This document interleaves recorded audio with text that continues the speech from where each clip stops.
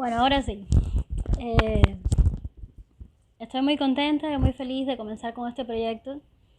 Creo que a medida que pasa el tiempo va a ir creciendo, no solo en ideas, sino también en la infraestructura, que ahora mismo está un poco endeble, carente, pero lo importante es hacer, lo importante es compartir, aprovechar eh, la tecnología para acercarnos y sobre todo desde mi necesidad de dialogar y de intercambiar, pues llega a este canal El Amigo Cubano para todas las personas que gusten conocer sobre qué cosa es el cuáquerismo, sobre qué cosa es la Iglesia de los Amigos Cuáqueros, quién es esta denominación y también para todos aquellos que quieran intercambiar sus experiencias. Esto no está circunscrito solamente a, a los cuáqueros, o yo hablo de cuáquerismo porque es lo que conozco, es lo que he vivido, pero también es un espacio que está abierto a todas las personas que tengan deseos de compartir sus experiencias religiosas,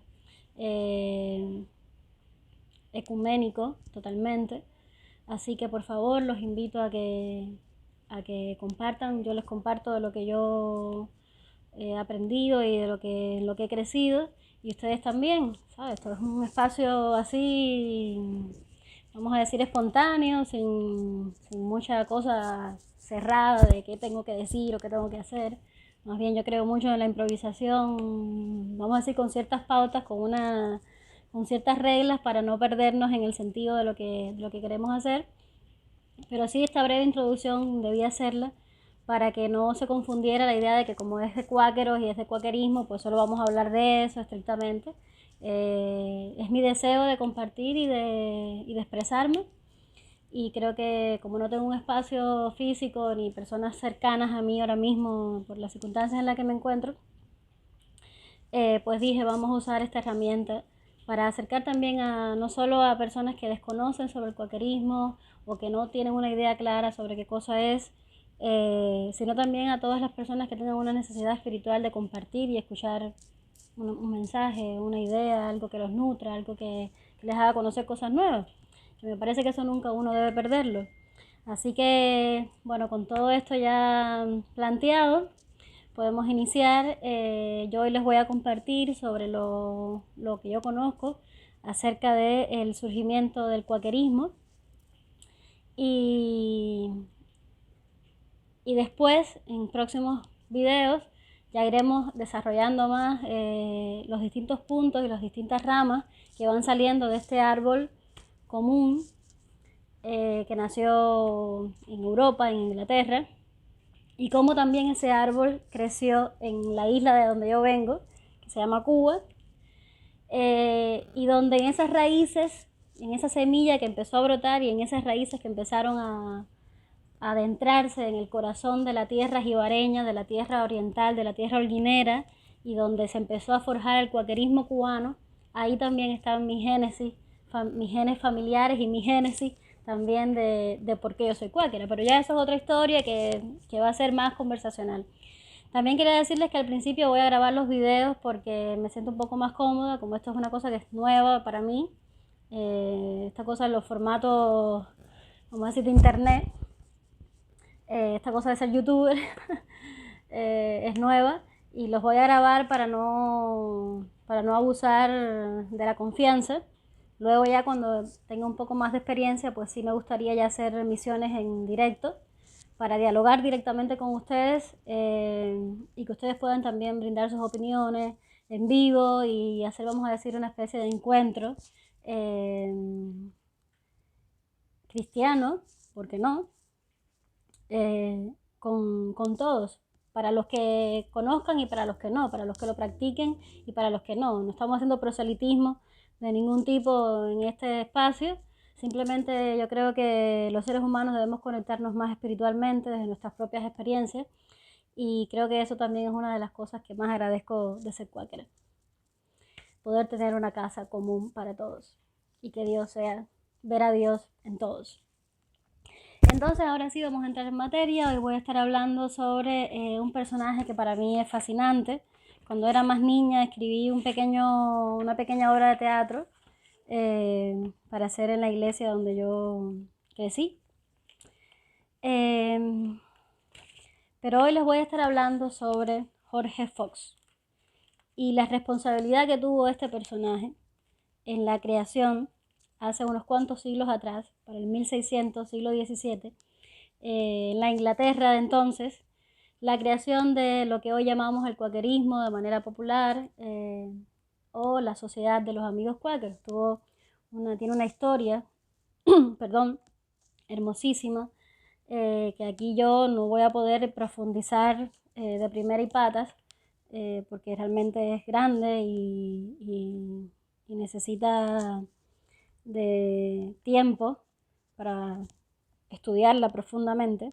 Pero de manera general sí puedo contarle quién es este personaje y por qué yo parto de él esencialmente para poder narrar la historia. ¿Sabe? Para mí la vida de Jorge Fox y en su día a día, ¿sabe? Cada día de Jorge Fox ha sido, desde mi punto de vista, como una pieza más en la creación de lo que luego sería esta casa común que se llaman Los Amigos. Y ahora cuando les vaya contando sobre cómo fue su proceso de crecimiento y de cómo llegó a generar este movimiento de los cuáqueros, usted se va a dar cuenta que esa experiencia de vida que él tuvo fue lo que conllevó a que transmitiera a los demás su mensaje y que además fuera un mensaje de verdad, porque una de las cosas que a mí más me asombra de la vida de Jorge Fox es como la veracidad es algo que él persigue todo el tiempo, buscar ese fenómeno de qué cosa es la verdad, pero siempre desde adentro, nunca desde afuera. Entonces vamos a iniciar ya concretamente sobre su biografía y vamos a hablar de que Jorge Fox, este adolescente, este muchacho que crece en Inglaterra, vivía en una casa de una educación bastante férrea desde el punto de vista religioso. Su padre era tejedor, o sea, era un hombre que trabajaba un oficio manual. Y entre las cosas que leí decía que los vecinos lo conocían por ser el cristiano más recto y más estricto de su comunidad. Por lo que Fox va a recibir durante todos estos primeros años una enseñanza muy fuerte sobre qué cosa es la devoción religiosa y así lo va a llevar a la práctica. Él va a estar absolutamente fascinado por la Biblia en esta etapa de la adolescencia y eso lo va a llevar a hacer un estudio continuo de todo lo que le diera una nueva fuente de conocimiento sobre las escrituras sagradas. Le despertaba más y más necesidad de leer y de buscar nuevas historias que lo deslumbraban, ¿no? ante todos los que hemos leído de alguna manera u otra la Biblia. Sabemos que encontramos ahí hallazgos y cosas asombrosas, no solo de la historia como tal, sino también desde el punto de vista espiritual, que era lo que más nutría a Jorge Fox. Entonces, dice que, aquí esto es una cosa muy importante que yo escribí porque me pareció muy hermoso, como a los 11 años ya Jorge Fox tenía una madurez, vamos a decir, intelectual con respecto a lo que estaba leyendo y a lo que estaba consumiendo, que escribe esto. O sea, ya él toma una postura radical a partir de esa experiencia de los conocimientos que había adquirido, de lo que había leído, y dice: conocí la pureza y la rectitud, y mientras era un niño aprendí a vivir para mantenerme puro. El Señor me enseñó a ser fiel en todas las cosas y actuar fielmente de dos maneras: interiormente hacia Dios y exteriormente hacia los hombres.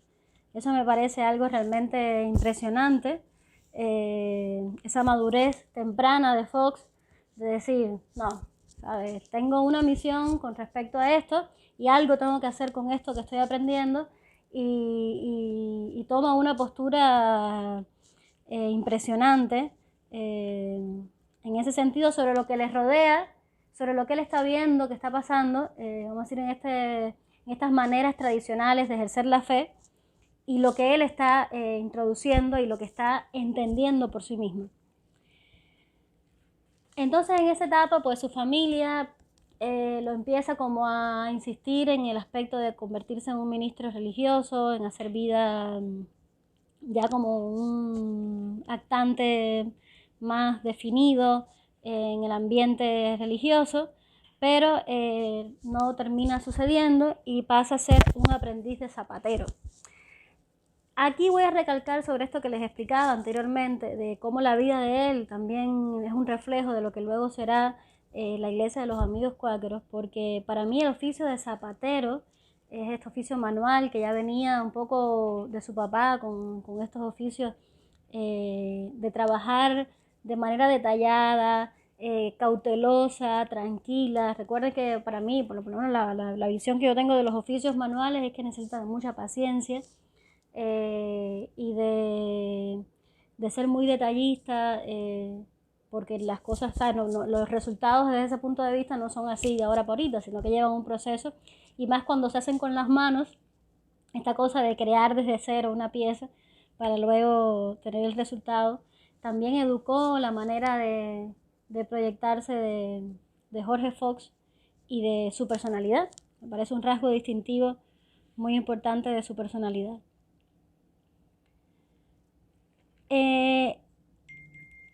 En este aspecto vamos a decir que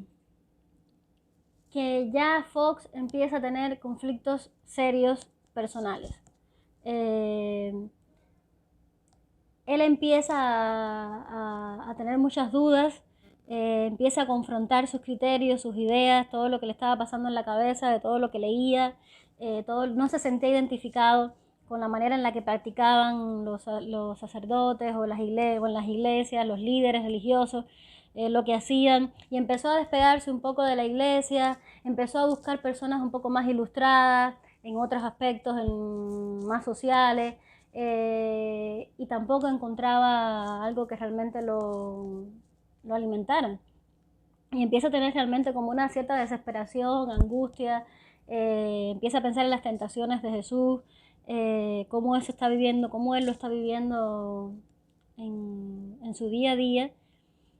Y esa búsqueda y esa necesidad de encontrar respuestas a sus preocupaciones y a sus preguntas, que es una de las cosas que a mí me encanta hablar sobre él, que es esta cosa de llamarlo el buscador, ¿no? Porque él no se conformó con lo que veía ni con lo que sentía que estaban haciendo bien o mal los de afuera, sino que empezó a sentirse incómodo con la realidad que tenía y empezó a buscar otra cosa, y podemos verlo en el diario, que después al final les voy a recomendar, que es bastante extenso, pero se puede ir leyendo poco a poco, y de hecho lo podemos ir encontrando poco a poco.